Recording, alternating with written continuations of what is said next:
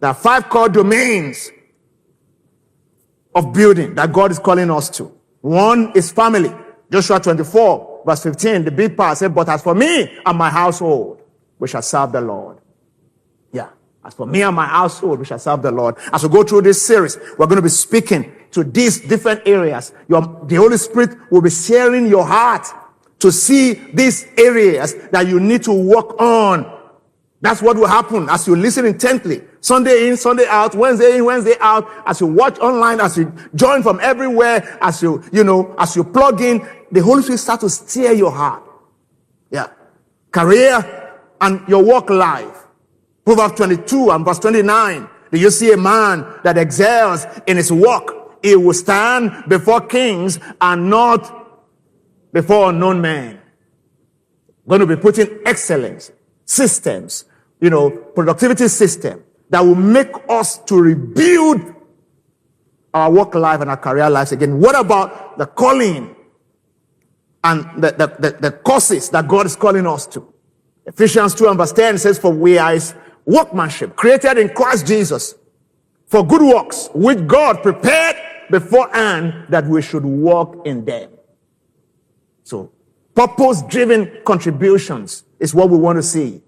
Where we'll start to see our lives becoming more meaningful with societal impact and contribution. God is also going to be sharing our hearts about the different nations where he has planted us and the systems that govern those nations. You may think you don't have a voice, but you do. You do.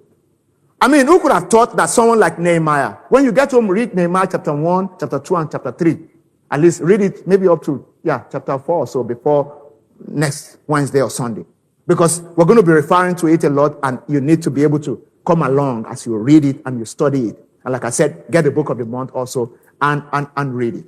You see, who could have thought that someone like Nehemiah, a cupbearer of a king, Artaxerxes, in a different country, who have carried Israel captive, is the one that all of a sudden, just because he chose to examine, he chose to think, he chose to observe the broken wall, Nehemiah took out time, like I said, went back to Jerusalem at night time with nobody, only him and the animal that he rode on. That's what the scripture says. And then he went and observed the ruins. Somebody here, I pray for you, for a good cause. May God take your sleep in the middle of the night and cause your heart to examine the things that he wants to rebuild in your life.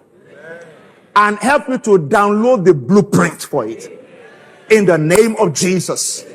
You see, what happened to Nehemiah was that Nehemiah was downloading blueprint. His prayer was targeted. When he was speaking to the king asked him, what do you want? Nehemiah started to download to the king. Give me this. Talk to this person on my behalf. Give me a note to the governor. That as I'm passing through, they will supply me building materials. Give me that and give me that. You see, today as a pastor, I go to different places, and I meet people. And oftentimes people will just accost me and ask for prayer. And sometimes I ask them, what do you want me to pray about? They don't even know. Just pray for breakthrough.